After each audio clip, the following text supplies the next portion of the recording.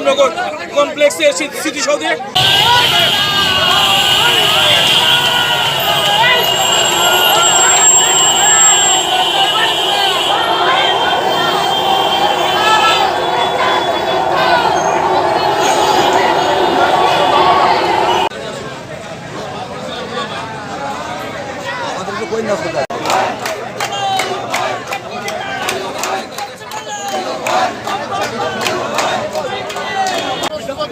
হয়েছে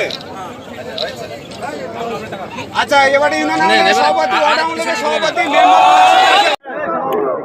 আমুচাই সবাইকে একটু সুযোগ দেন। এবার ভিতর জড়িত তো আমি যে এবার উপজেলা পরিষদের চেয়ারম্যান নির্বাচিত আমাকে জনগণ করেছে এবং আমার দুইজন ভাইস চেয়ারম্যান আমি পেয়েছি। আমি মনে করি যে আমাদের এই পরিষদ আগামী 5 বছর আমাদের প্রথমত আমাদের দলের কোনো রকম বিভেদ বিচ্ছেদ থাকবে না। আমরা সকলকে গুছিয়ে আমরা দলটা করব। দলের যে ক্ষতগুলো ছিল সেগুলো আমরা মানে সেই ক্ষত স্থানগুলো আমরা সুন্দরভাবে সেগুলা আমরা নষ্ট করে দিই, সাজিয়ে তুলব দলকে এই নির্বাচনে অনেকটা হয়ে গেছে।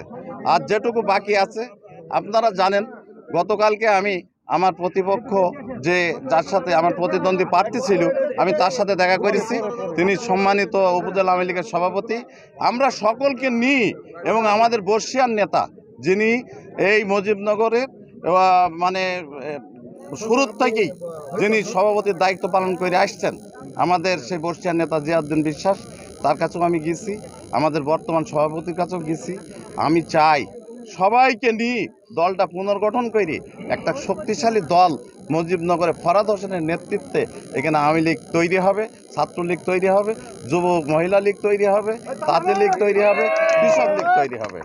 আর উন্নয়নের যে বিষয়টা আছে, আমাদের উন্নয়নের বিষয়টা আপনারা সকলেই জানেন। আমাদের মন্ত্রী মহোদয় তিনি আমাদের যেভাবে নির্দেশনা দিয়ে কাজ করে নেবেন, আমরা তার নির্দেশনায় সেইভাবে এই উপজেলাকে গড়ে তুলব, এটা আমাদের প্রত্যাশা।